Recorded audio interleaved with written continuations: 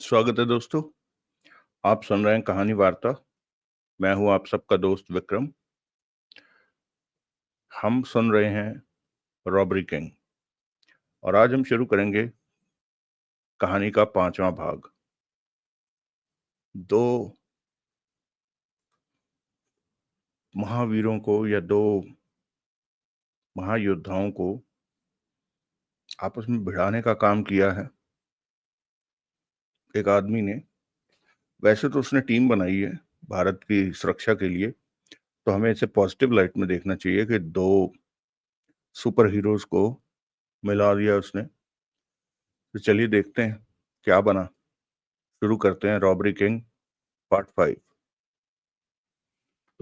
देवराज चौहान के इंतजार में जगमोहन बहुत बेसब्र था, क्योंकि देवराज चौहान को कुछ लोग जबरदस्ती ले गए थे। यूं तो देवराज चौहान का फोन आ गया था, परंतु चिंता तो चिंता थी जो कि उसकी सोचों में सवार थी। जब देवराज चौहान बंगले पर आया तो उसने राहत की सांस ली। कौन थे वो लोग? जगमोहन बोला। तुमसे क्या चाहते थे? कुछ काम करवाना है किसी ने। तो ये क्या ढंग हुआ बुलाने का? तुमने उसका सिर नहीं फोड़ा जिसने आदमी भेजे? जगमोहन ने तीखे स्वर में कहा। गुस्सा नहीं, कॉफी बनवाओ, कॉफी बनाओ, फिर बात करते हैं। कहते हुए देवराज चांद सोफे पर जा बैठा। जगमोहन कॉफी बनाने चला गया। देवराज चौहान ने सिगरेट सुलगाई और कश लिया। मस्तिष्क में अभी भी शेख जहांगीर अली की बातें, बुलेट ट्रेन और नौशाद घूम रहा था। ये साधारण मामला नहीं था। हो सकता था जहांगीर अली का असली मकसद कुछ और हो, या फिर उसका इरादा नेक भी हो सकता था। ये बात की बातें थी। अभी तो काम के बारे में सोचना था कि वह कैसे किया जाए। जगमोहन कॉफी बना लाया। देवराज चौहान ने सिगरेट एस्ट्रे में डाली और कॉफी का प्याला उठाकर घूंट भरा। अब बताओ, मामला क्या है? जगमोहन बोला। देवराज चौहान ने सारी बात बताई। विनय बरूटा का जिक्र आते ही जगमोहन उखड़ गया। वो कमीना तुम्हें बच्चा कहता है? ये बात तो वो मेरे मुंह पर भी कह रहा था। देवराज चौहान मुस्कुराया। पीठ पीछे तो नहीं कहता फिर रहा। क्या? जगमोहन भड़क उठा। उसने तुम्हें बच्चा कहा और तुमने सुन लिया? मुंह नहीं तोड़ा उसका? वो ये बात बुरी भावना से नहीं कह रहा था। उसकी भावना की ऐसी की तैसी। वो मेरे सामने पड़े तो मैं उसका मुंह तोड़ दूंगा। बात की तरफ ध्यान दो जगमोहन। देवराज चौहान ने बाकी की सारी बात बताई। सुनकर जगमोहन पुनः उखड़ गया।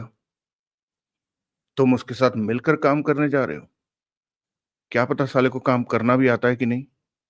100 करोड़ का हकदार वो यूं ही बन जाएगा। तुम्हें उसके साथ काम करने की जरा भी जरूरत नहीं है। मैंने विनय बरूटा का नाम सुन रखा है। वो काबिल इंसान है, देवराज चौहान ने कहा। पर वो तुम्हें अपना बच्चा कहता है। ये बात उसने मेरे मुंह पर कही। वो तो मेरे मुंह पर भी कही, परंतु इससे हमारा क्या जाता है। उसे कहने दो। मैं उसका मुंह तोड़ दूंगा जब भी वो मेरे सामने पड़ा। देवराज चौहान मुस्कुराता उसे देखता रहा। जगमोहन ने कॉफी का घूंट भरा। मूड उखड़ा हुआ था। देवराज चौहान खामोशी से कॉफी के घूंट लेता रहा। फिर जगमोहन ने बोला, ये काम खतरनाक है। जहांगीर शेख शेख जहांगीर इस काम के लिए अपने पास से 200 करोड़ क्यों दे रहा है? वो कहता है कि ये उसका देश प्रेम है। वो नहीं चाहता कि हिंदुस्तान को बेइज्जत होने का मौका मिले। वो आतंकवादी संगठन उसे ब्लैकमेल भी कर रहा है और धमकी देकर उससे पैसे लेता रहता है। अगर जहांगीर अली सच कह रहा है तो फिर ये काम करने में हर्ज नहीं होना चाहिए, जगमोहन ने कहा।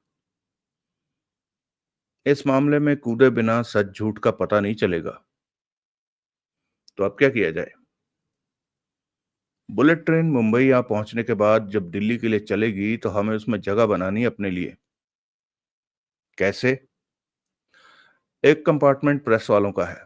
दिल्ली से प्रेस वाले, अखबार और खबरी टीवी चैनल वाले बुलेट ट्रेन में सवार होंगे। उनमें से कुछ मुंबई में उतर जाएंगे और मुंबई से दूसरे चढ़ेंगे। हमें प्रेस वालों के बीच अपनी जगह बनानी होगी। इसके लिए तो बेहतर जगह दिल्ली ही होगी, क्योंकि ट्रेन दिल्ली से रवाना होगी। जगमोहन ने कहा। तुम्हारा ख्याल ठीक है। बुलेट ट्रेन में सफर की शुरुआत हमें दिल्ली से ही करनी होगी। देवराज चांद ने सिर हिलाकर कहा। तुमने तय कर लिया है कि यह काम करना है? हाँ। अगर जहांगीर अली का मकसद इस काम के पीछे कुछ और हुआ तो? ऐसा हुआ तो वक्त आने पर वो भी देखा जाएगा। इस वक्त तो हमें दिल्ली पहुंचना चाहिए। ये पता नहीं कि बुलेट ट्रेन का ट्रायल दिल्ली मुंबई के बीच कब होने वाला है। अभी नहीं पता, परंतु इस काम में ज्यादा देर बाकी नहीं रही। हमें अपने काम में तेजी दिखानी होगी। देवराज चांद ने कहा। विनय बरूटा ने इस बारे में कुछ बताया कि वो क्या करेगा, कैसे बुलेट ट्रेन में आएगा? उसने इस बारे में मुझसे कोई बात नहीं की। अलग होते हुए यही कहा कि बुलेट ट्रेन में मिलेंगे। साले ने ऐसा कहा? जगमोहन की आंखें सिकुड़ी। हाँ, मुस्कुरा पड़ा देवराज चौहान। शातिर खिलाड़ी लगता है। जगमोहन ने गहरी सांस लेकर कहा। वो अंडरवर्ल्ड का पुराना व्यक्ति है। ये बात सच कहता है कि विनय बरूटा ने ये बात सच कहता है विनय बरूटा कि उसने किसी मामले में अपने नाम को उछलने नहीं दिया। हर मामले में वो सावधानी बरतता है। वरना मैंने तो 15-20 सालों में कई बार उसका नाम सुना है। यकीनन वो उससे भी पुराना होगा। मेरी राय है कि तुम किसी भी मेरी राय है कि तुम कभी भी किसी को कम मत समझो। कोई कुछ कहे तो उस पर गौर करो। तो क्या वो सच में तुमसे बड़ा है धंधे में? मैं इस बारे में नहीं सोचता। क्यों? वो बड़ा बन जाए, इससे मुझे कोई फर्क नहीं पड़ता। मेरी किस्मत में जो है उसे वो कम नहीं कर सकता। शेख जहांगीर अली इस काम से इस बात का फैसला करेगा कि रॉबरी किंग तुम दोनों में से कौन है। मुझे इससे भी कोई फर्क नहीं पड़ता, क्योंकि मैं इस दौड़ में शामिल ही नहीं हूं। बल्कि मेरा सारा ध्यान तो आतंकवादियों पर है, जो कि नौशाद को आजाद कराकर पाकिस्तान ले जाना चाहते हैं। जहांगीर अली की बात सच है तो ये बहुत खतरनाक बात है।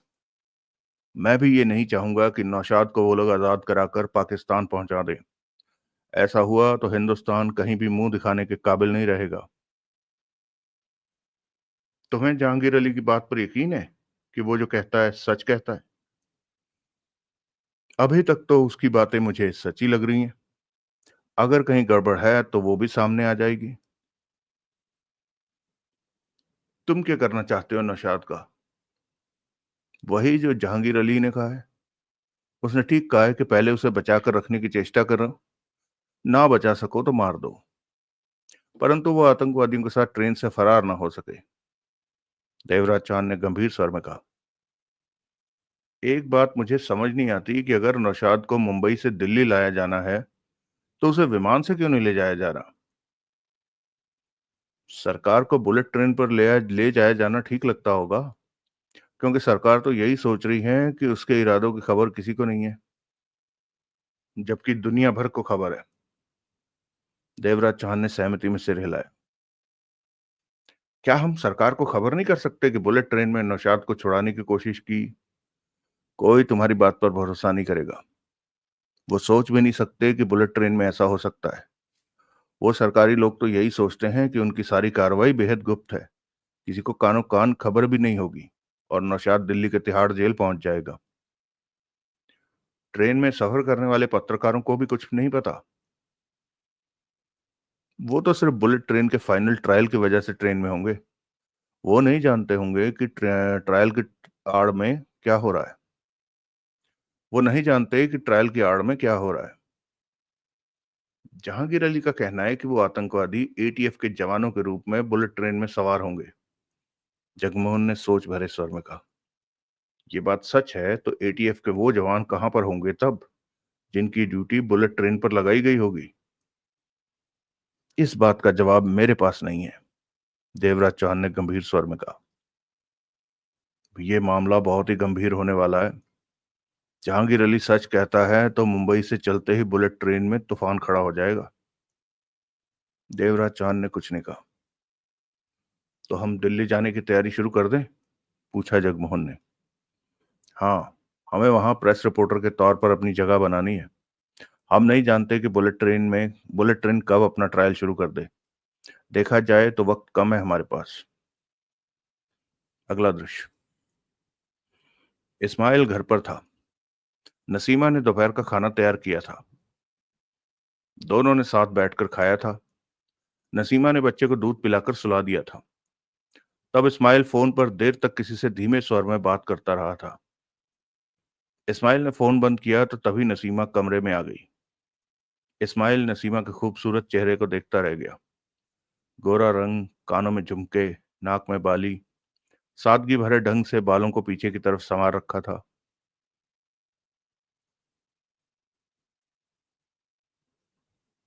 छोटे छोटे किंतु आकर्षक उपहार, जिस्म पर काली सिल्क सूट उसकी आकर्षकता और खूबसूरती को चौगुना कर रहे थे। इस्माइल की नजरों को पहचान कर वो मुस्कुराई तो दांत मोतियों जैसी लड़ी में फंसे चमक उठे। ऐसे क्या देख रहे हो? नसीमा शर्मा सी गई। तुम्हें? तो क्या मुझे पहली बार देख रहे हो? नसीमा हौले से हंसी। हर बार ऐसा ही लगता है जैसे पहली बार देख रहा हूं। इस्माइल मुस्कुरा पड़ा। शरारतों पर उतर रहे हो तुम? तुम सच में बहुत खूबसूरत हो। तुम्हें किसी ने कहा नहीं? कहा। किसने? मेरे घर के पड़ोस में लड़का रहता था। उसने एक बार मेरा हाथ पकड़कर कहा था। कहाँ था तुम्हारा घर? श्रीनगर में। इस्माइल नसीमों को देखता रहा, फिर कह उठा। तुम इस काम में कैसे आ गई? सुरक्षा बलों ने मेरे अब्बा अम्मी और भाई को गोलियों से भून दिया था। कैसे? कोई पाकिस्तानी आतंकवादी सुरक्षा बलों से बचता हुआ हमारे घर में घुस आया था। ऐसे में हमारे घर को घेर लिया सुरक्षा बलों के जवानों ने। वो हमारे घर में घुसा गोलियां चलाता रहा तो सुरक्षा बलों को भी गोलियां चलानी पड़ी। 4 घंटों तक गोलियां चलती रही और उस आतंकवादी को मार दिया। साथ में मेरे परिवार वाले भी मारे गए।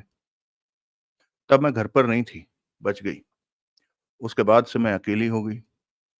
लोग मेरी सहायता करने मेरे पास आते, परंतु उनकी निगाह मेरे जिस्म पर होती। मेरे लिए खुद को बचाना कठिन हो गया।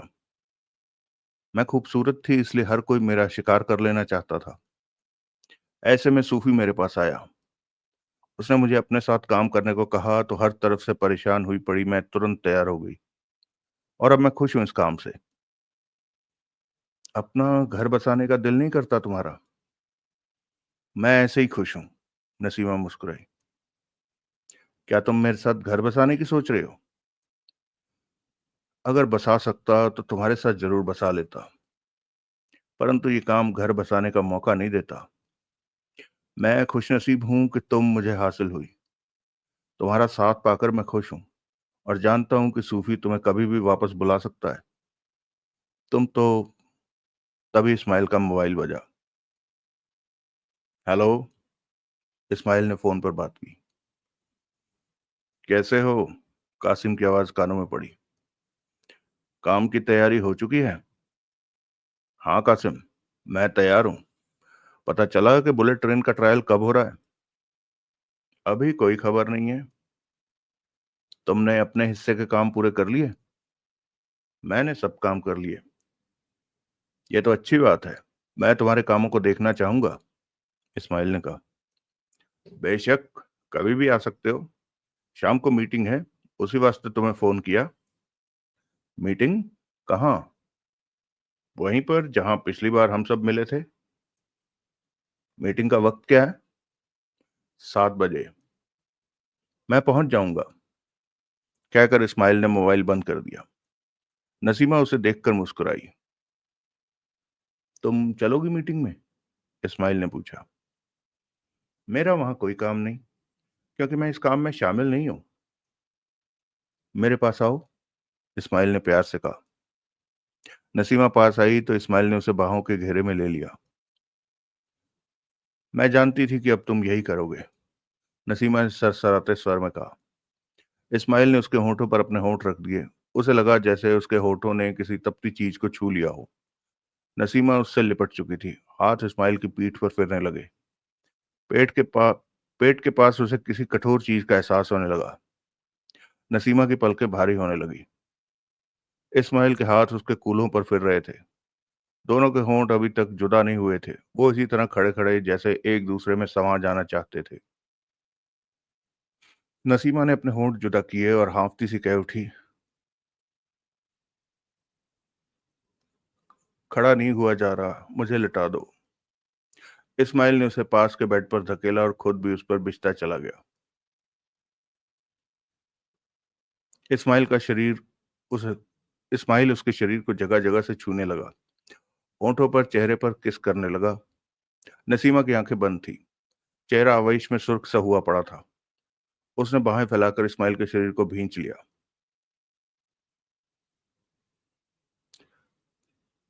उसके ऊपर औंधा पड़ा इस्माइल एकाएक उठा और अपने कपड़े खोलने लगा कि तभी फोन बजने लगा। इस्माइल के हाथ ठिठक गए। नसीमा के हाथ भी अपने कपड़ों में उलझे थे कि वो भी थम गई। चेहरे पर छाई मस्ती गायब हो उठी। इस्माइल ने आगे बढ़कर फोन उठाया और बात की। दूसरी तरफ फरहान था। कहो फरहान। इस्माइल अब सतर्क नजर आ रहा था। मेरे ख्याल में 3 दिन बाद बुलेट ट्रेन का दिल्ली मुंबई के बीच का ट्रायल होने जा रहा है। खबर पक्की है?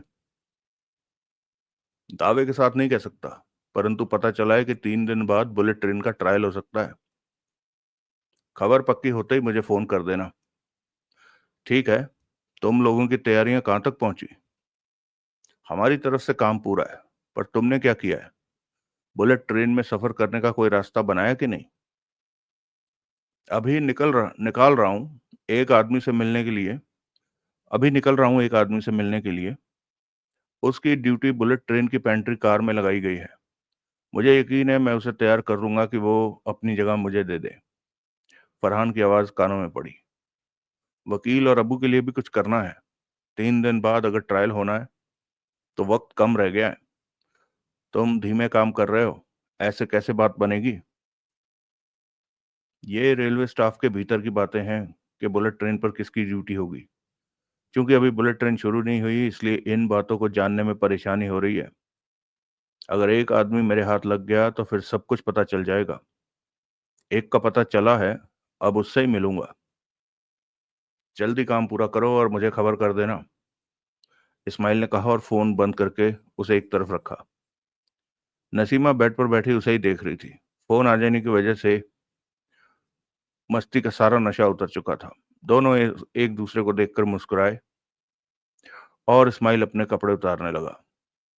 चंद पलों में दोनों ही बिना कपड़ों के थे। अगला दृश्य।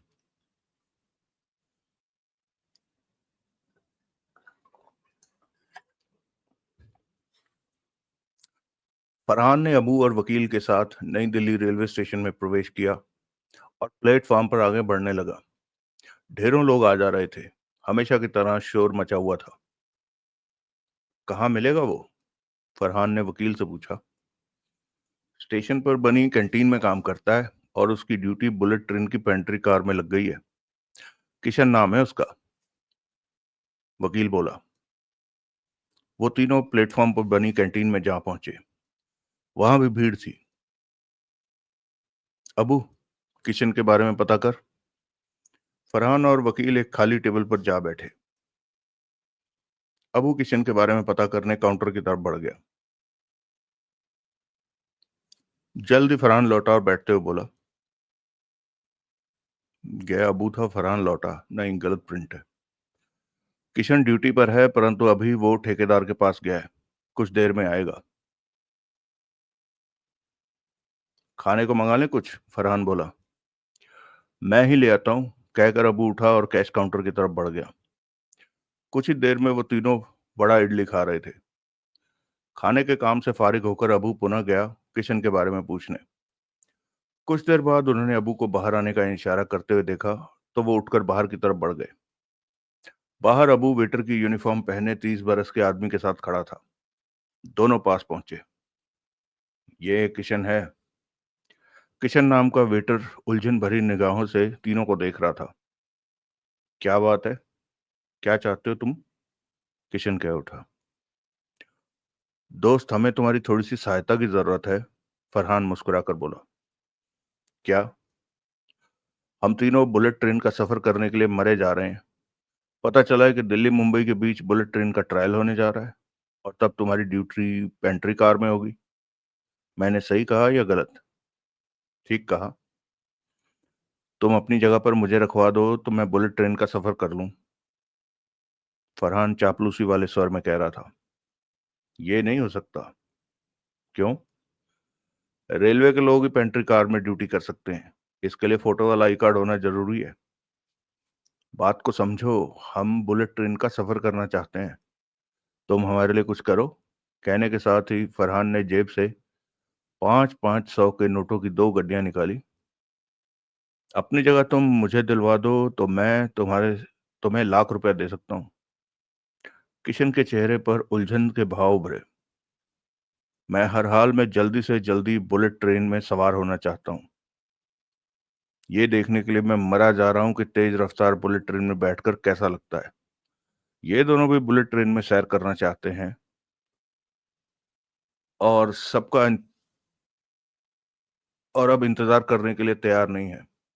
जब बुलेट ट्रेन को चलने के लिए पटरी पर उतारा जाएगा, तुम हम तीनों के लिए बुलेट ट्रेन में सवार होने का इंतजाम कर दो तो मैं तुम्हें 3 लाख रुपया दूंगा। 3 लाख?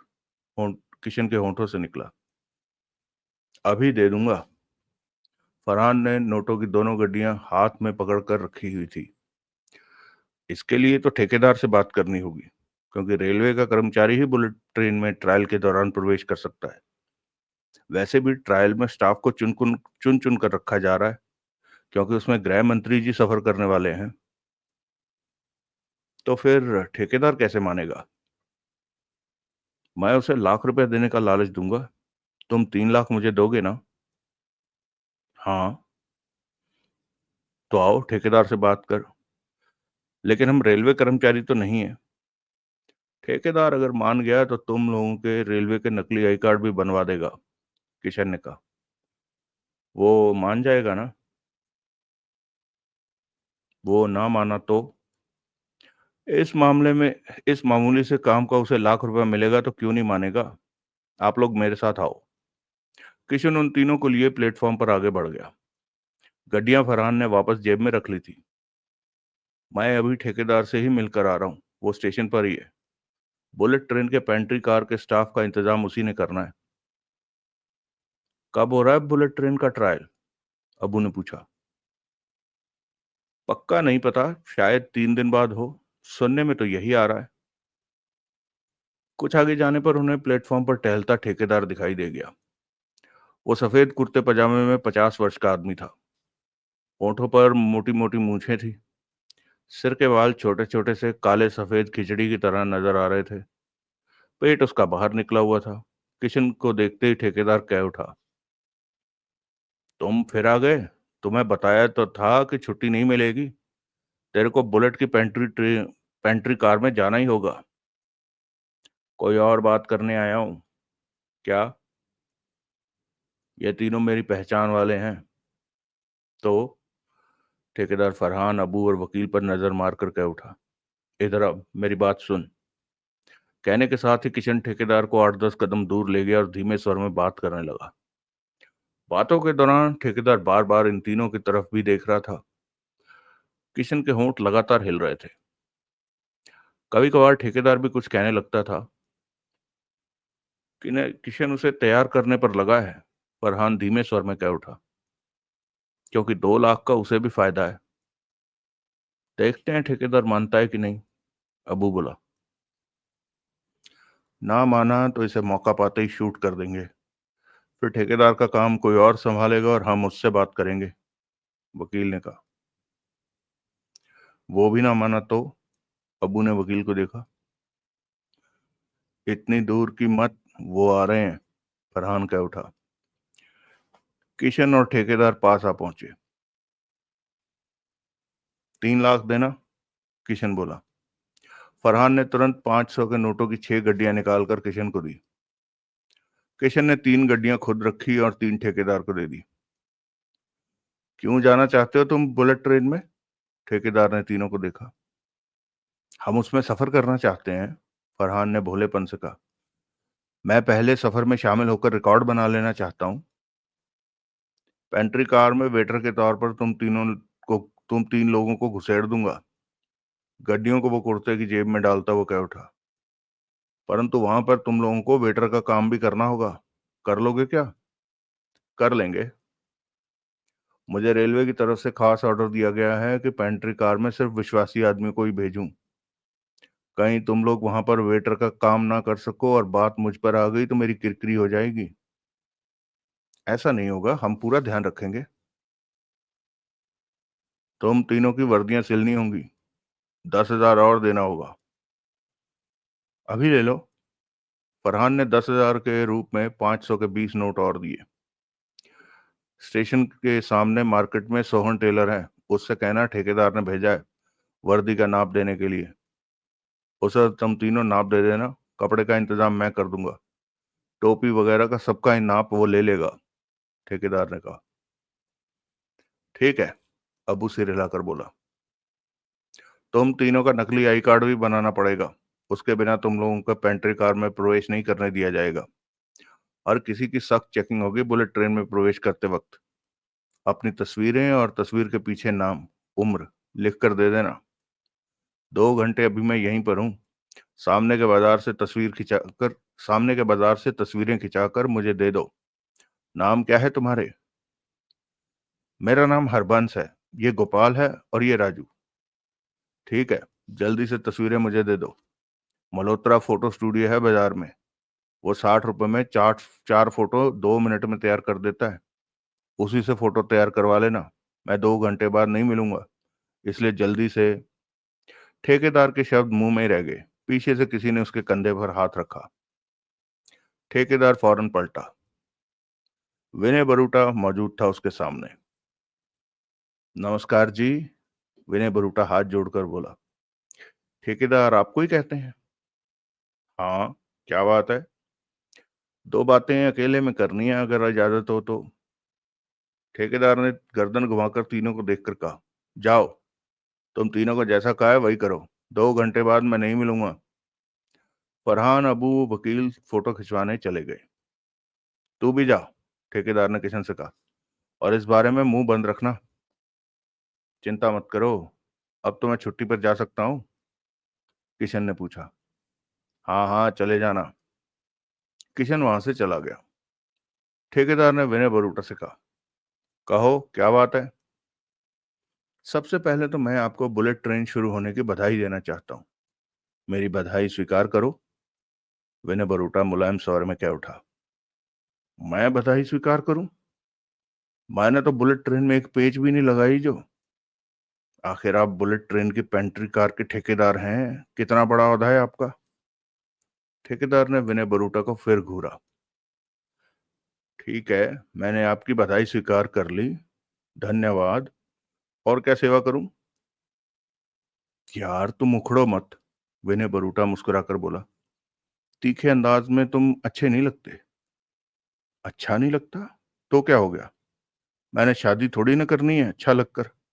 वो तो हो ही चुकी है, ठेकेदार ने व्यंग से कहा। मेरी भी बहन बेटी कुंवारी नहीं बैठी जो लड़का तलाश करूं। फिर तुम तो आधे से ज्यादा बूढ़े हो चुके हो। दाढ़ी और सिर के बाल सफेद। कल मिलोगे तो काले होंगे। रंग रोगन लगा चुका हूंगा। तुम अपनी बात करो कि आखिर चाहते क्या हो? क्या यही बात है जो तुम मुझसे अकेले में करना चाहते थे? मेरे पास फालतू का टाइम नहीं है, बहुत काम। पता लगा कि 3 दिन बाद बुलेट ट्रेन फाइनल ट्रायल के लिए मुंबई का चक्कर लगाने जा रही है। सुना तो मैंने भी है, ठेकेदार ने मुंह बनाकर कहा। मेरी भी सवारी करा दो बुलेट ट्रेन में ट्रायल के दौरान। दिमाग खराब हो गया तुम्हारा? बुलेट ट्रेन का भी ट्रायल हो रहा है, पब्लिक के लिए नहीं खुली है। ट्रायल के दौरान गृह मंत्री जी उसमें सफर करेंगे। कोई फालतू का आदमी उसके भीतर नहीं जा सकता, ठेकेदार ने कहा। जाइए यहां से। मैं तुम्हें 5 लाख रुपए दूंगा, विनय बरूटा ने मुस्कुरा कर कहा।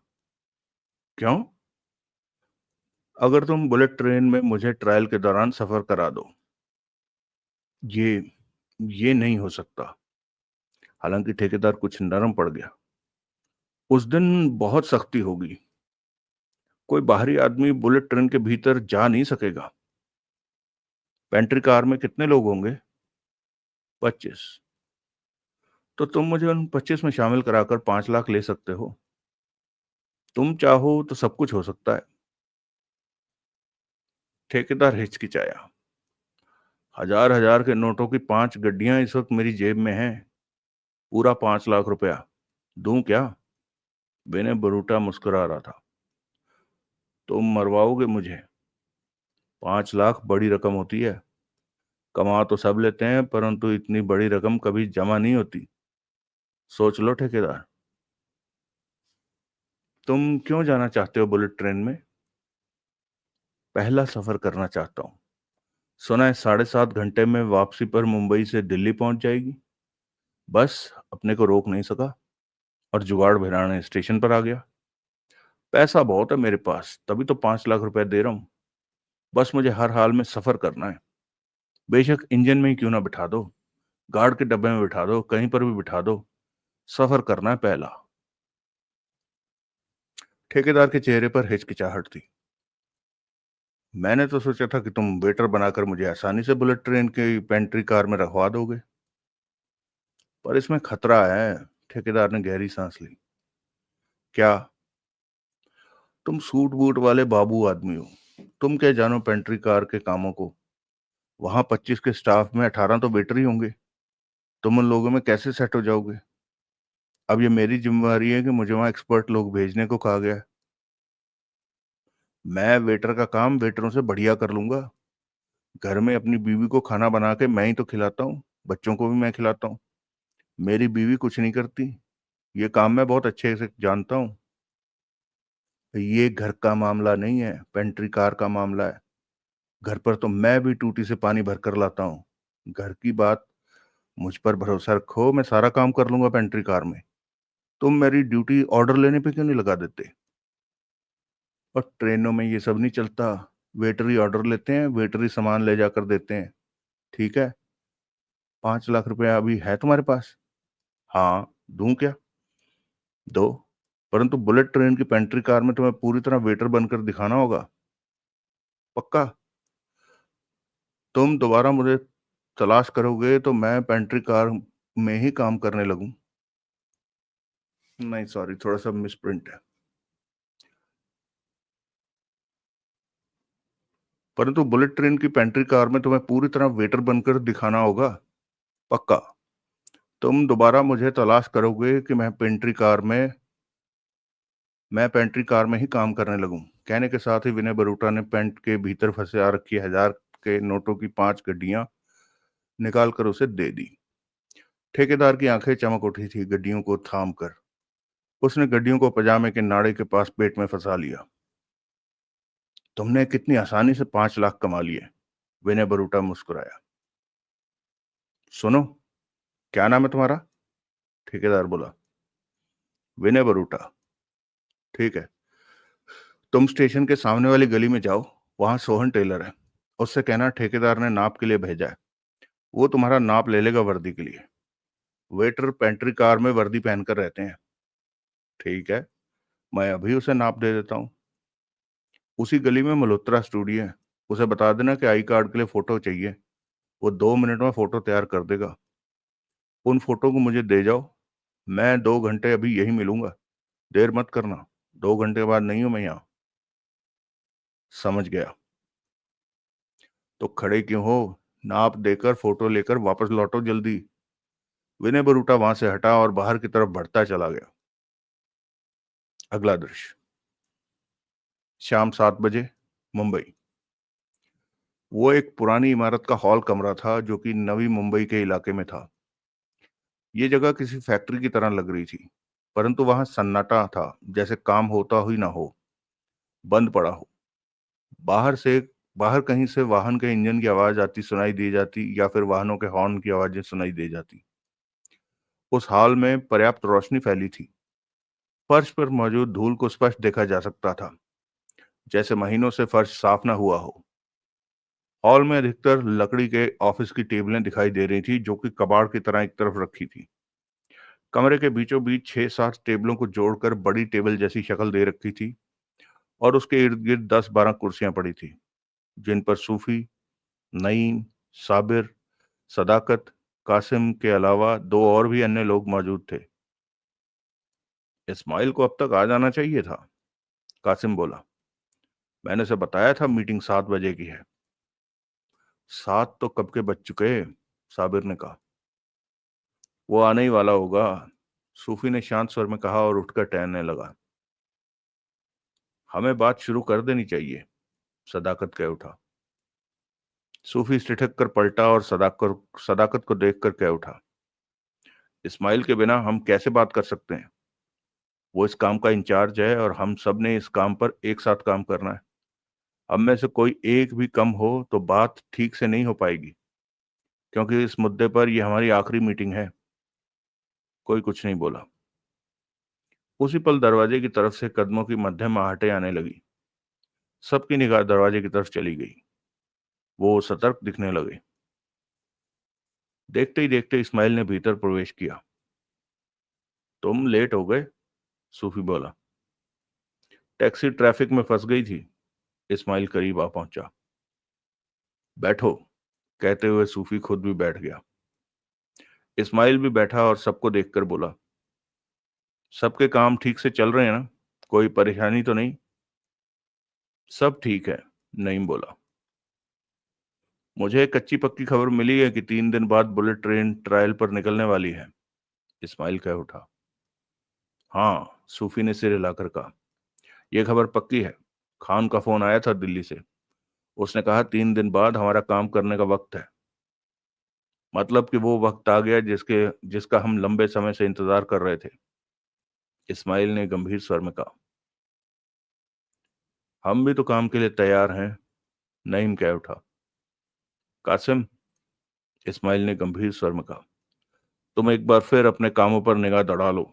कोई काम कच्चा रह गया तो हमें बता दो, हम मिलकर उसे पूरा कर लेंगे। मैंने सारे काम ठीक से पूरे किए हैं, कासिम बोला। एसटीएफ का वो एसटीएफ का वो जवान जो वापसी पर बुलेट ट्रेन पर सवार होंगे, मुझे उनके बारे में शंका है। परंतु मुझे कोई शंका नहीं है। एसटीएफ के उन्हीं लोगों में से एक जवान को पैसे देकर मैंने अपनी तरफ कर लिया है। वो मुझे एसटीएफ के जवानों की हर रिपोर्ट देता रहेगा और उस दिन की रिपोर्ट भी देगा जब वो लोग सुबह स्टेशन के लिए चलेंगे। वो हमें पहले ही रास्ता बता देगा कि किस रास्ते से वो गुजरेंगे। उस रास्ते पर जो जगह हमें मुनासिब लगेगी, वहां पर हम उन सबको घेर कर खत्म कर देंगे। हमारी गलों पर सलेंसर लगे होंगे, आवाज ज्यादा नहीं गूंजेगी। वैसे भी हम कोशिश करेंगे कि उन जवानों को किसी सुनसान रास्ते पर घेरें, ताकि 2 घंटे तक उनके बारे में कोई भी बात खुल ना सके और तब तक बुलेट ट्रेन रवाना हो चुकी होगी। इसका मतलब हमारी योजना का दारोमदार एसटीएफ के उस जवान पर टिका है जो तुम्हें खबर दे रहा है और देगा। हाँ, क्या वो जवान हमारी योजना का कमजोर पहलू नहीं है? सदाकत ने कहा। वो पीछे हट गया तो? मैंने पक्का काम किया है, वो पीछे नहीं हटने वाला, कासिम ने विश्वास भरे स्वर में कहा। वो जानता है कि हम क्या करने वाले हैं? नहीं, वो कुछ नहीं जानता। वो यही समझ रहा है कि हम उन एसटीएफ जवानों की खबर रखना चाहते हैं जो बुलेट ट्रेन में सवार होकर दिल्ली तक जाएंगे। मैंने उसे इन खबरों को देने के एवज में 10 लाख दिया है। वो शायद मुझे बेवकूफ समझता है कि मैंने उसे इतना ज्यादा पैसा दिया। ये काम तो वो 1 लाख में भी कर देता, परंतु 1 लाख लेकर वो कभी भी पीछे हट सकता था। 10 लाख लेकर वो पीछे नहीं हट सकता, क्योंकि 10 लाख का लालच बड़ा है, कासिम ने कहा। एसटीएफ के जवानों की वर्दियां हमारे लिए तैयार करवा ली? इस्माइल ने पूछा। हाँ, कासिम ने सिर हिलाया। उसी आदमी ने सरकारी डिपो से उन वर्दियों का कपड़ा मुझे दिलवाया और सैंपल के तौर पर अपनी वर्दी मुझे दी। सब वर्दियां तैयार हो चुकी हैं। यानी कि तुम्हारी तैयारी पूरी है। इस्माइल के चेहरे पर गंभीरता दिख रही थी। पूरी तरह, कासिम ने विश्वास भरे स्वर में कहा। इस्माइल ने सूफी को देखकर पूछा, और तुम सूफी? ओहदे में तुम बड़े हो मुझसे, परंतु इस काम का बड़ा मैं हूं, इसलिए मुझे तुमसे पूछना पड़ रहा है। मुझे कोई एतराज नहीं, पूछो, सूफी बोला। नौशाद के बारे में पक्की खबर क्या है? सरकार के प्लान वही है या बदल गया? वही है। तो नौशाद को खामोशी के साथ बुलेट ट्रेन में दिल्ली भेजा जा रहा है? हाँ, अभी तक तो सरकार की तरफ से ये बात तय है, सूफी ने कहा। मतलब कि सरकार प्रोग्राम बदल भी सकती है? इस्माइल कह उठा। आखिरी मौके पर भारत सरकार क्या करती है कह नहीं सकते, परंतु मेरा ख्याल है कि प्रोग्राम नहीं बदला जाएगा, सूफी बोला। आखिरी मौके पर हमें पता चलता है कि नौशाद को दिल्ली नहीं ले जाया जा रहा बुलेट ट्रेन से, तो फिर हमें भी जरूरत नहीं है बुलेट ट्रेन में सवार होने की, क्योंकि हम अपनी योजना को सिर्फ नौशाद के लिए अंजाम दे रहे हैं। कहने के साथ ही इस्माइल ने नईम से कहा, तुम्हारे हवाले काम था हथियारों का इंतजाम करने का, रिवॉल्वरों का इंतजाम करना। मैंने सब इंतजाम कर लिया है। गनें वही हैं जो तुमसे कही थी? इस्माइल का स्वर शांत और गंभीर था। हाँ, वही हैं। ये अच्छी बात है, इस्माइल कह उठा। अभी मैं रास्ते में था तो फरहान का दिल्ली से फोन आया। उसने बुलेट ट्रेन में अपने अबू और वकील के लिए पेंट्री कार में जगह बना ली है। वो भी यही कह रहा है कि 3 दिन में बुलेट ट्रेन दिल्ली से ट्रायल के लिए मुंबई वास्ते चल सकती है। यानी कि करीब करीब हमारी तैयारियां पूरी हो चुकी हैं। पल भर के लिए खामोशी छा गई। सूफी, इस्माइल ने पुनः कहा, तुम अगर कुछ कहना चाहो तो कह सकते हो। सूफी ने सिर हिलाया और सबको देखते गंभीर स्वर में कह उठा, दोस्तों, हम लोगों को बेहद खूबसूरत मौका मिलने जा रहा है भारत सरकार को नीचा दिखाने का और अपनी काबिलियत को साबित करने का। पाकिस्तान के संगठन हम पर पैसा बहाते हैं कि हम अपने को मजबूत से मजबूत बना लें, ताकि वक्त आने पर उनकी जरूरत का कोई काम हो उसे बढ़िया ढंग से पूरा कर सकें। 6 महीने पहले जब मैं पाकिस्तान गया था तो आईएसआई के अफसरों से भी मेरी बात हुई थी। वो भी हमें पैसा देने को तैयार हैं, लेकिन उनका कहना था कि हम हिंदुस्तान में कुछ ऐसा करके दिखाएं, और करने का वो मौका अब हमें मिलने जा रहा है। सबकी निगाहें सूफी पर थी। मुंबई हमलों का दोषी नौशाद, जिस पर की सारी दुनिया की नजरें टिकी हैं, अगर हम उसे आजाद करके पाकिस्तान ले जाने में सफल हो जाते हैं तो समझ लो कि सारी जिंदगी पाकिस्तान में राजों की तरह कटेंगी। पाकिस्तान की सरकार और दूसरे संगठन हमें इतना पैसा देंगे कि हमसे संभाला नहीं जाएगा। जो इज्जत हमें मिलेगी वो मैं बयान नहीं कर सकता। ऐसे मौके जिंदगी में बहुत कम आते हैं कि यादगार के तौर पर कुछ किया जा सके। जैसे मुंबई पर किया जाने वाला आतंकवादी हमला कोई भूल नहीं सकेगा, उसी प्रकार हम नौशाद को पाकिस्तान ले जाते हैं तो ये बात आने वाले सैकड़ों साल तक इतिहास के पन्नों पर रहेगी कि कभी ऐसा कुछ हुआ था। हिंदुस्तान ऐसे देश के रूप में स्थापित हो जाएगा जो किसी की सुरक्षा नहीं कर सकता। जो मुंबई हमलों में पकड़े गए एकमात्र नौशाद की सुरक्षा नहीं कर सका, वो कुछ भी नहीं कर सकता। हिंदुस्तान कहीं भी मुंह दिखाने के काबिल नहीं रहेगा और पाकिस्तान में जश्न का माहौल होगा। ऐसे में क्या पाकिस्तान को सब दोष नहीं देंगे कि पाकिस्तान ने नौशाद को आजाद? इसकी परवाह मत करो, पाकिस्तान की सरकार ये सब संभाल लेगी। जैसे कि वो हमेशा ही कहती आई है कि आतंकवादी संगठन उसके बस में नहीं है। वो जो भी करते हैं उनसे उनका कोई मतलब नहीं। यह मुद्दा कोई बड़ा नहीं है। पहले भी तो हिंदुस्तान से छुड़ाए गए कई लोग शान से पाकिस्तान में रह रहे हैं। कंधार विमान अपहरण को ही याद कर लो, सूफी बोला। हमें अपने काम को ठीक से पूरा करके एक मिसाल पेश करनी है कि हम हर काम करने का हौसला रखते हैं। हम बुलेट ट्रेन में सफर करेंगे और नौशाद भी वहां पर होगा। मुंबई से दिल्ली तक का सफर कुल 7.5 से 8 घंटों का होगा, और इतना वक्त बहुत है हमारे लिए कि हम काम कर सकें, नौशाद को छुड़ा सकें और उसे लेकर छिप सकें। इस्माइल, ट्रेन की डुप्लीकेट चाबी तुम्हारे पास है ना? हाँ, मेरे पास सुरक्षित है, इस्माइल बोला। हमारी तैयारियां पूरी हो चुकी हैं, परंतु आखिरी बार हमें फिर सारे मामले पर बात कर लेनी चाहिए। सब इस बात को याद रखें कि हमें अपनी जान की परवाह नहीं करनी, काम पूरा करने की परवाह करनी है। हमें वहां खतरा होगा ही नहीं, साबिर ने कहा। बुलेट ट्रेन में हथियारबंद सिर्फ हम लोग ही होंगे। गृह मंत्री या उसका एक आध कमांडो के पास हथियार वगैरह हुआ तो हम पहले ही ले लेंगे। हम ट्रेन में सुरक्षित रहेंगे। ख्याल तो यही है, सूफी ने सिर हिलाकर उन दोनों व्यक्तियों को देखा जिनके नामों का अभी तक जिक्र नहीं किया गया था। वो जफरुल्लाह और शकीर हैं। तुम लोगों को वो जगह अच्छी तरह याद है ना, जहां हमने बुलेट ट्रेन को रोककर नौशाद को उतारना है और खुद भी उतरना है। वहां पर तुम 4 कारें और एक वैन के साथ मौजूद रहोगे। इस काम के बाद हम सब ने अलग अलग हो जाना है और एक दिन बाद उस जगह पर मिलना है जो मैं बता चुका हूं पहले ही। सबके सिर हिले। हमें वो जगह अच्छी तरह याद है, जफरुल्लाह ने कहा। तो ठीक है, अब बुलेट ट्रेन की बोगियों के बारे में बता देना चाहता हूँ कि मुझे मिली खबर तक ट्रेन में कौन कहां पर होगा। साथ ही इंजन का सिस्टम भी एक बार फिर सबको समझा देना चाहता हूँ, सूफी ने गंभीर स्वर में कहा। सबकी निगाह सूफी पर थी। बुलेट ट्रेन के इंजन के बारे में पूरी तरह समझ लेना जरूरी है, क्योंकि ट्रेन पर काबू पाने के लिए इंजन पर काबू पाना पड़ेगा।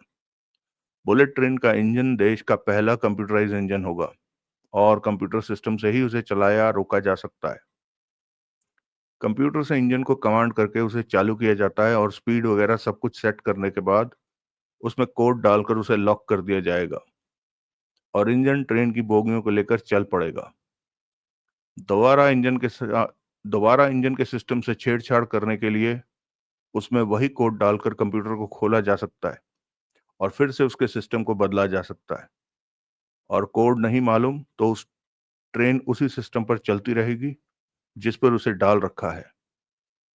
ये तो बहुत पक्का इंतजाम है, सदाकत ने कहा। हाँ, परंतु एक और सिस्टम है ट्रेन में, मैनुअल सिस्टम। अगर इंजन की चाबी पास में हो तो इंजन को सेकंडों में अपने कंट्रोल में किया जा सकता है। जैसे कि कोई हादसा होने वाला हो या ऐसी ही किसी प्रकार की इमरजेंसी आ जाए कि ट्रेन को फौरन रोकना हो, तो इंजन की चाबी डैशबोर्ड पर लगती है। उसे लगाते ही इंजन का कंट्रोल सिस्टम कंप्यूटर की पकड़ से बाहर आ जाएगा और ट्रेन को हाथों से संभाला रोका जा सकता है। स्पीड कम ज्यादा की जा सकती है। ऐसा इसलिए कि इस कंप्यूटर को खोलने में आधा पौना मिनट का वक्त खराब ना हो और फौरन ट्रेन को संभाला जा सके। इंजन की उस डुप्लीकेट चाबी को हम हासिल कर चुके हैं, साबिर बोला। हाँ, वो हम हासिल कर चुके हैं। हम अपने सारे काम पूरे कर चुके हैं। सूफी पल भर के लिए ठिठक कर पुनः बोला। ये पूरा काम करने के लिए हमें सख्त से सख्त और क्रूर से क्रूर बनना होगा। किसी पर रहम नहीं करना है ट्रेन में। अपने मिशन को हर हाल में पूरा करना है। नौशाद को आज़ाद कराकर उसे पाकिस्तान ले जाना है। हमारी जिंदगी का ये काम बहुत ही जरूरी है। बेशक ट्रेन में हमारी जान पर आ बने, परंतु हमने हर हाल में अपने काम को पूरा करके रहना है।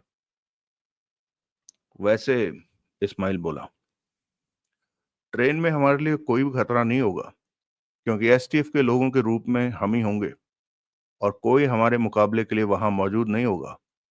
वहां सिर्फ हमारी ही चलेगी। परंतु हर कदम पर हमें सतर्क रहना होगा। कुछ पता नहीं कि खतरा किधर से आ जाए। कासिम कह उठा। सतर्कता ही तब हमारी जिंदगी होगी, सूफी बोला। ट्रेन के डिब्बों की क्या स्थिति होगी तब, वो भी सुन लो। उसके बाद सूफी बुलेट ट्रेन का हाल खुलासे से कहने लगा। मीटिंग रात 10 बजे तक चली। अगला दृश्य। अगले दिन सुबह नाश्ते के बाद जगमोहन ने देवराज चौहान से कहा, सुमित बनर्जी ही हमें ऐसा लगा जिससे बात कर लेनी चाहिए, या ट्रेन रवानगी वाले दिन जब वो कैमरामैन के साथ बुलेट ट्रेन में सवार होने के लिए जा रहा हो तो रास्ते में उसकी जगह हम ले लें। ये संभव नहीं हो सकेगा, देवराज चौहान ने सिर हिलाकर कहा। क्यों? क्योंकि सुमित बनर्जी और कैमरामैन रोहन चैनल की गाड़ी में स्टेशन पहुंचेंगे। साथ में ड्राइवर तो होगा ही, कोई और भी हो सकता है। स्टेशन पर भी तब चौकसी होगी, परंतु हमें मौका नहीं मिलेगा उन पर हाथ डालने का, देवराज चौहान ने कहा। हाथ डाला गया तो ड्राइवर को भी कम से कम 3-4 घंटों के लिए संभालना होगा। उसके साथ कोई हुआ तो उसे भी संभाल कर रखना होगा और ऐसे मामला गड़बड़ा सकता है। तो उससे सीधी बात करते हैं, जगमोहन बोला। वो नहीं मानेगा शायद। उसकी बहन की शादी तय हो चुकी है, परंतु पास में पैसा नहीं है शादी कराने के लिए। हम उसे 10-20 लाख देकर उसकी जगह हम ट्रेन में रिपोर्टर कैमरामैन बनकर जा सकते हैं, जगमोहन ने कहा। इससे उसकी नौकरी को खतरा पैदा हो जाएगा। ये बात खुल गई तो उसके चैनल वाले उसे नौकरी से निकाल। ये उसकी सरदर्दी है। इसके लिए हम उसे पैसा भी तो दे रहे हैं। तुम्हें लगता है कि वो मान जाएगा तो उससे बात तुम्हें लगता है कि वो मान जाएगा तो उससे बात कर लेते हैं, देवराज चौहान ने सोच भरे स्वर में कहा। सुमित बनर्जी के साथ कैमरामैन रोहन भी है। क्या पता एक मान जाए दूसरा न माने। बात एक की होती तो वो ज्यादा बेहतर था। बेहतर होगा कि एक बार हम उनसे बात कर लें। पहले किससे बात करें, रिपोर्टर से या कैमरामैन से? रिपोर्टर सुमित बनर्जी से बात करना ज्यादा ठीक रहेगा, देवराज चौहान ने कहा। उसी से बात करते हैं, मैं उसे फोन करता हूँ। कल किसी से उसका नंबर लिया था, कहने के साथ ही जगमोहन ने मोबाइल निकाला और नंबर मिलाने लगा। 2-3 बार कोशिश करने के बाद नंबर लग गया। हेलो, उसके कानों में मर्द की आवाज पड़ी। देवराज चौहान ने सिगरेट सुलगा ली, नजरें जगमोहन पर थी। सुमित बनर्जी, जगमोहन ने पूछा। हाँ, आप कौन? आप विश्व न्यूज के रिपोर्टर हैं? हाँ, मैं आपसे एक बात करना चाहता हूँ। कुछ खास बात है। कहाँ पर आपसे मिल सकता हूँ? 1 घंटे बाद मैं विश्व न्यूज के ऑफिस में पहुंच जाऊंगा। आप वहां पहुंचकर मुझे फोन कर लीजिएगा तो बता दूंगा। ठीक है, जगमोहन ने कहा और फोन बंद कर दिया। अगला दृश्य। विश्व न्यूज चैनल की इमारत के बाहर पहुंचते देवराज चौहान और जगमोहन। जगमोहन ने फोन करके सुमित बनर्जी को बाहर पार्किंग में ही बुलवा लिया। एक दिन पहले देवराज चौहान और जगमोहन सुमित बनर्जी को देख चुके थे, इसलिए उसे पहचानने में कोई दिक्कत नहीं हुई। जगमोहन ने इशारे से सुमित बनर्जी को अपने पास बुला लिया। कोई खबर देनी है क्या चैनल को? पास आते ही सुमित बनर्जी कह उठा। कोई और काम है, जगमोहन बोला। तुम बुलेट ट्रेन में मुंबई से दिल्ली जाने वाले हो? हाँ। सुमित बनर्जी ने देवराज चौहान पर भी नजर मारी। कब रवाना होगी बुलेट ट्रेन? 2 दिन बाद। बात क्या है? तुम्हारे साथ कैमरामैन रोहन भी होगा? हाँ। सुमित बनर्जी के चेहरे पर अब उलझन दिखने लगी थी। तुम्हारी बहन की शादी होने वाली है अगले महीने, परंतु तुम्हारे पास शादी के लिए पैसों का इंतजाम नहीं है। सुमित बनर्जी ने जगमोहन को घूरा। ये बात तुम्हें किसने बताई? किसी ने तो बताई, तुम कहो कि ठीक है या गलत। मैं समझ नहीं पा रहा हूं कि तुम लोग मेरे घर के व्यक्तिगत मामले की बातें क्यों कर रहे हो। कौन हो तुम लोग? हम तुम्हारी समस्या का हल कर सकते हैं, जगमोहन ने कहा।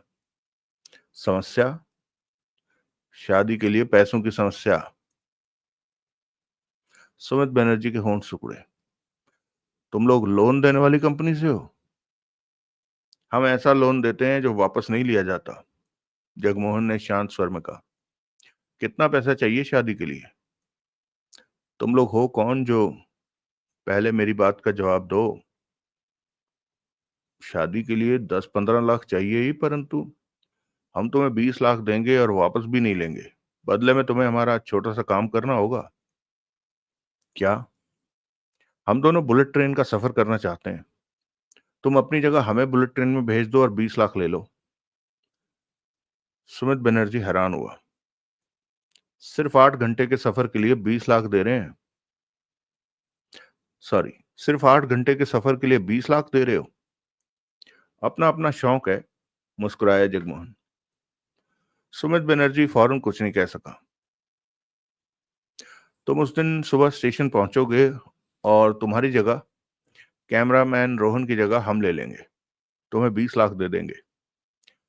ये नहीं हो सकता, सुमित बनर्जी कह उठा। मेरी नौकरी चली जाएगी ऐसा किया तो। तुम प्लेन पकड़कर दिल्ली पहुंचना, स्टेशन पर मिलना और अपना कैमरा और अन्य सामान ले लेना। किसी को पता भी नहीं चलेगा कि वहां दूसरे चैनलों के रिपोर्टर होंगे। वो मुझे जानते हैं। बात खुल सकती है कि मैं बुलेट ट्रेन में नहीं था। सुमित बनर्जी बेचैन था। थोड़ा बहुत खतरा तो लेना ही। ये नहीं हो सकता, मैं ये नहीं कर सकता, कहने के साथ ही उसने इंकार में सिर हिलाया। 8 घंटों में तुम्हें 20 लाख मिल जाएंगे। वो हम तुम्हें पहले ही दे देंगे। तुम समझते क्यों नहीं, मेरी नौकरी जा सकती है। प्लेन से दिल्ली पहुंच जाना, मौके पर स्टेशन पर मौजूद रहना, तुम्हें कुछ नहीं होगा। नहीं, ये काम मुझसे नहीं होगा। अगले महीने बहन की शादी नहीं करनी क्या? सुमित बनर्जी होंठ भींचे दोनों को देखने लगा। देवराज चांद अभी तक बिल्कुल खामोश था। ये ठीक नहीं होगा। मेरे साथ कैमरामैन रोहन भी है, वो इस बात से इनकार कर सकता है। अगर उसने हाँ कर दी तो 20 लाख में से 10 वो भी लेगा, और हम तुम्हें 25 लाख देंगे। 10 उसे देकर 15 लाख से तुम अपनी बहन की शादी कर सकते हो। सुमित बनर्जी परेशान दिख रहा था, सोचों में दिख रहा था। मुझे अजीब सा लग रहा है कि तुम लोग छोटे से सफर के लिए 25 लाख खर्च कर रहे हो। हम बुलेट ट्रेन में सफर करना चाहते हैं। ये ट्रायल ठीक रहा तो 15 दिन बाद बुलेट ट्रेन पब्लिक के लिए खुल जाएगी, तब जी भरकर सफर कर सकते हो। तब तो दुनिया भी सफर करेगी। हम ट्रायल के दौरान सफर करना चाहते हैं, तभी तो तुम्हें 25 लाख दे। तुम में से एक को तो अपनी जगह सफर करा सकता हूं। एक को? हाँ, मेरी जगह रिपोर्टर बनकर बुलेट ट्रेन में सवार हो जाना।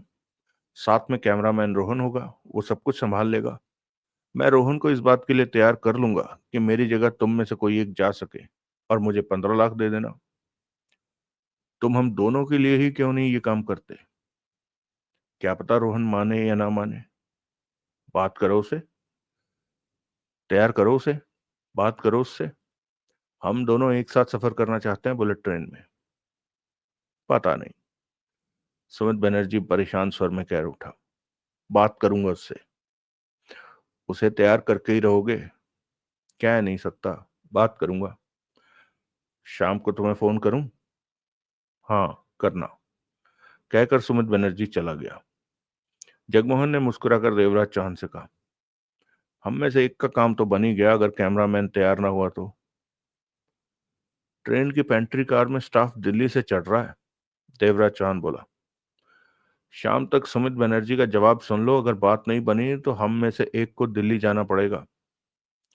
पेंट्री कार के स्टाफ में शामिल होने के लिए? जगमोहन ने सोच भरे स्वर में कहा। हाँ, उसके अलावा और कोई रास्ता भी तो नहीं है हमारे पास। अगला दृश्य। शाम 7 बजे जगमोहन ने सुमित बनर्जी को फोन किया। क्या रहा? फोन लगते ही जगमोहन ने पूछा। कैमरामैन से बात की? रोहन नहीं मानता। नहीं मानता? जगमोहन बोला।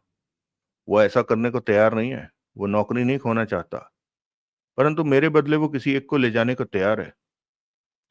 तुमने उससे कहा कि अगर वो मान जाता है तो 10 लाख रुपए? बताया उससे, परंतु वो नहीं मानता। 15 लाख कह दो उससे, वो नहीं मानेगा। तो फिर एक ही जाएगा हम में से। मैं तो सिर्फ अपनी जगह दे सकता हूं, मंजूर हो तो कहो। मंजूर है, जगमोहन ने कहा। तो मुझे 15 लाख दे दो, और जिसने जाना हो उसकी फोटो भी दे देना, पासपोर्ट साइज की। फोटो क्यों? प्रेस कार्ड भी तो बनाना पड़ेगा। उसे देखे बिना सिक्योरिटी किसी को बुलेट ट्रेन में जाने नहीं देगी। उसके पास पहले से ही इस बात की लिस्ट होगी कि बुलेट ट्रेन में प्रेस का कौन कौन सा आदमी जाएगा, किस किस चैनल का, किस अखबार का, कितने लोग होंगे। अगर सिक्योरिटी वालों ने ऐसी किसी गड़बड़ की वजह से रोक लिया तो मेरी कोई जिम्मेवारी नहीं होगी। ये बात पहले ही जान लो। विश्व चैनल का तुम्हारा प्रेस कार्ड तो किसी तरह हेरा फेरी करके बनवा दूंगा।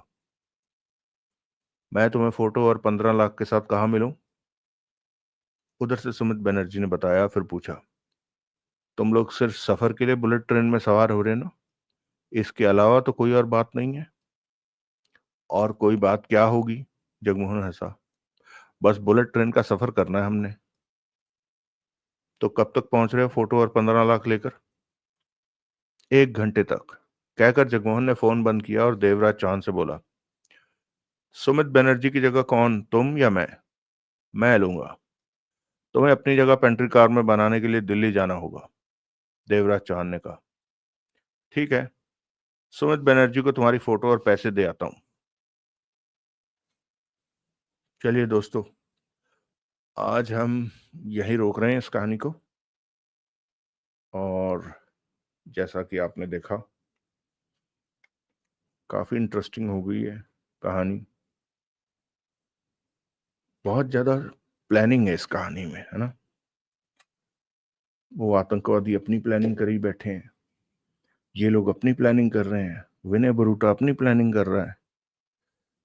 मतलब मान लो इतने सारे वीआईपी हों और ये वेटर बन के वहां जाए, पता चला ये सारे सफर में वेटर घूमते रह गए। चल भी वेटर इधर जा, ये ऑर्डर लेके जा, ये ऑर्डर लेके जा। खुफियापंती कब करेंगे ये अपनी? चलो देखते हैं। ये वेटर वूटर का काम तो ना लिमिटेड वेटरों में नहीं चलता, वो तो जहाँ बहुत ज्यादा वेटर हो वहां चलता है। ऐसे में तो आराम से आइडेंटिफाई हो जाएंगे। पर खैर, क्रिएटिव लिबर्टी, यू नो। खैर, कोई बात नहीं। इसे मैंने जैसे उस दिन बताया था आप लोगों को, इंडिया इसे पल्प फिक्शन मानता है, तो पल्प फिक्शन ही सही भाई, हमें तो मजा आता है।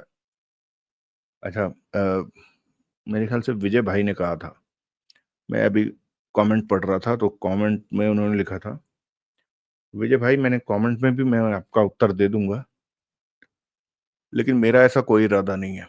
इनफैक्ट मैं मतलब चलो वो उनकी मेहनत को सलाम है, इसलिए मैं इस बात पर कुछ नहीं कहूंगा कि कोई कुछ भी करता है तो क्यों करता है। लेकिन आपका भाई जो भी डालेगा वीडियो, वो सबके लिए होगा।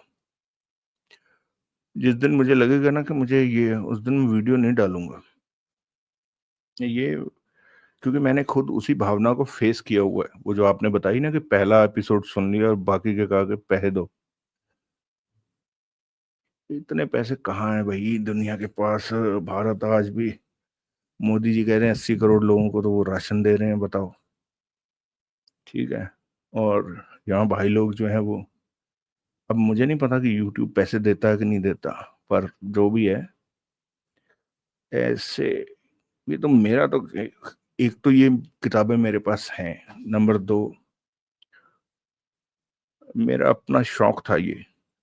और जिस वक्त होता है ना कि जब आपके पास, जब चीज चाहिए होती है तब नहीं मिलती, तो ये कुछ वैसा ही केस है मेरे साथ। तो बाकियों का नहीं मैं कह सकता, क्योंकि दोस्तों ये वो समय जो था ना, उस समय ये जब ये 20 रुपए की भी आती थी ना,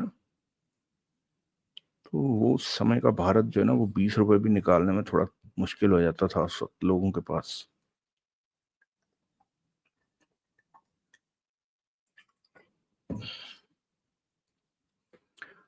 आज थोड़ा स्थिति बदल चुकी है,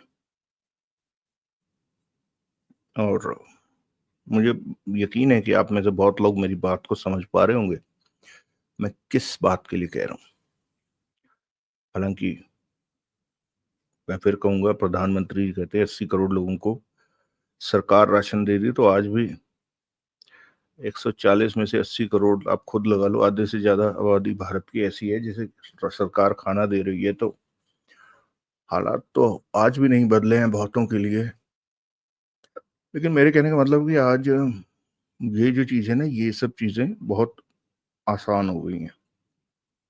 मतलब हम, मुझे अच्छी तरह से याद है 5 रुपए की कॉमिक आती थी, और वो कॉमिक जो है ना, 5 रुपए की कॉमिक खरीदना जो है समस्या हो जाती थी, क्योंकि उतने के गिने चुने कोई, कभी 2 रुपए कभी 4 रुपए मिल जाते थे, और उसको पूल करना पड़ जाता था, क्योंकि संडे को, सैटरडे तो हमारा वर्किंग ही होता था, यानी स्कूल होता था, तो संडे को क्रिकेट की बॉल खरीदनी होती थी।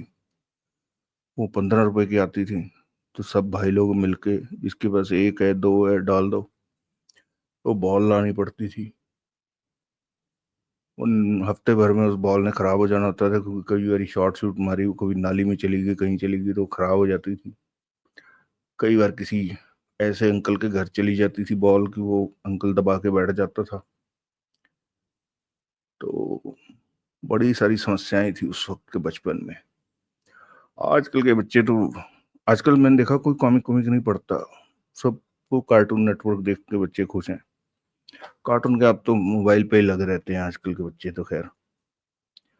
तो वापस आता हूँ अपने पेन एरिया पे वापस आता हूँ कि उस वक़्त जो है ना ये नॉवेल्स जो हैं, इच्छा होती थी लेकिन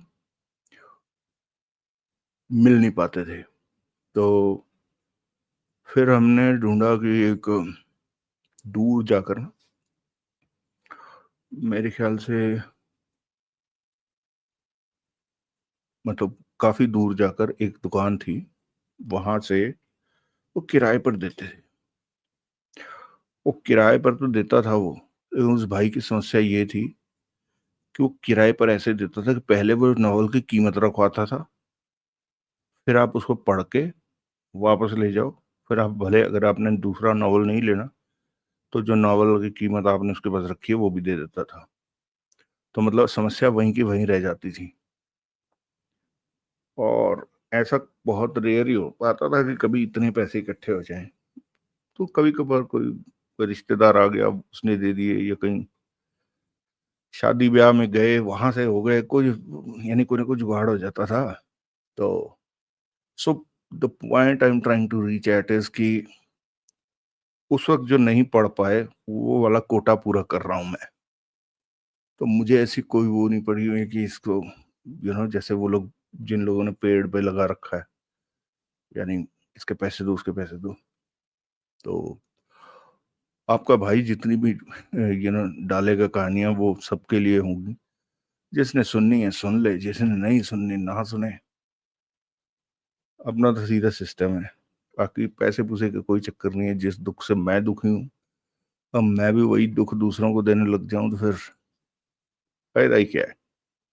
बाकी दूसरा मेरा मैंने आपको पहले बताया कि मुझे ये था कि यार इनको जो कहानियाँ नहीं हैं पहले वो डाली जाएँ। तो ख़ैर ये तो हमारी बात रही, कहानी अच्छी है और इस कहानी में ना मतलब आप देखो कैसे इसके अंदर जो है ना इसे पता नहीं शायद इसलिए पल्प फिक्शन कहते हैं लेकिन नहीं, क्योंकि जो अगर पल्प फिक्शन ये है तो जैसा मैंने कहा कि जब हम जो स्थापित राइटर्स हैं जिनको जो वीएस नैपॉल वगैरह जो हैं उनकी अगर हम पढ़ते हैं, लिखते तो वो भी फिक्शन ही है। अगर वो फिक्शन है तो ये पल्प फिक्शन कैसे हो गया? मतलब अगर मान लो यहाँ पर किसी को ऐसे झटके में कह दिया लो तुम्हें 15 लाख दे देते हैं, है ना? ऐसे ही कि ये पड़े जी 4 कागज उठा के दे देने हैं किसी को। तो उन कहानियों में भी ऐसा ही होता है। अच्छा वहाँ से मुझे याद आया, दोस्तों एक बहुत ज़बरदस्त कहानी है। अब किसकी है किसकी नहीं है वो छोड़ो, लेकिन वो ना थोड़ी-सी अम, कैसी कहानी है मैं कहूँ, ऐतिहासिक कहानी है। ऐतिहासिक मतलब ये कि हो सकता है आप लोगों में से कइयों ने सुन रखा होगा कि जो अशोक था, सम्राट अशोक, उसके उसके 9 सीक्रेट दरबारी थे, आदमी थे। तो उसकी ना एक सीक्रेट सोसाइटी थी, ऐसा माना जाता है कि उसने अलग-अलग कलाओं की जानकारी जो है उसको रिटन डॉक्यूमेंटेशन करवाई उसकी और फिर उसे समझ में आ गया कि यार इस ये तो विद्या बहुत गंभीर है और समाज का जिस तरह से पतन होता जा रहा है किसी गलत आदमी के हाथ में ना आ जाए। तो उसने क्या किया कि वो सीक्रेट सोसाइटी को पकड़ा रखी है। तो वो सीक्रेट सोसाइटी आगे बढ़ती जा रही है और ऐसा माना जाता है, अब ये भी फिक्शन है, समझ लीजिएगा, कि उसी सीक्रेट सोसाइटी के लोग आज भी हैं, वही 9 तरह के जो लोग हैं। तो ये कहानी उनकी है। अगर आप लोग सुनना पसंद करेंगे, तो मैं सोच रहा था कि उसे मैं ऐसे नहीं डालूँगा, उसे मैं लाइव पढ़ूँगा। अगर आप में से कुछ लोग संडे के दिन लाइव सुनने को तैयार हो, संडे के संडे हम रखा करेंगे सेशन 1 घंटे का। तो बताइएगा, फिर मैं वो कहानी शुरू करूंगा। मुझे पक्का पसंद है, जिसको देवराज चौहान पसंद है उसे वो कहानी जरूर पसंद आएगी, इतना ही कह सकता हूँ। चलिए मैं रखता हूँ। आप सब दोस्तों के सहयोग का बहुत बहुत धन्यवाद। जिन दोस्तों ने सब्सक्राइब नहीं किया है प्लीज सब्सक्राइब कर लीजिए। मिलते हैं फिर अगले एपिसोड में। तब तक के लिए आप सब खुश रहें, स्वस्थ रहें, सुखी रहें। जय हिंद, वंदे मातरम।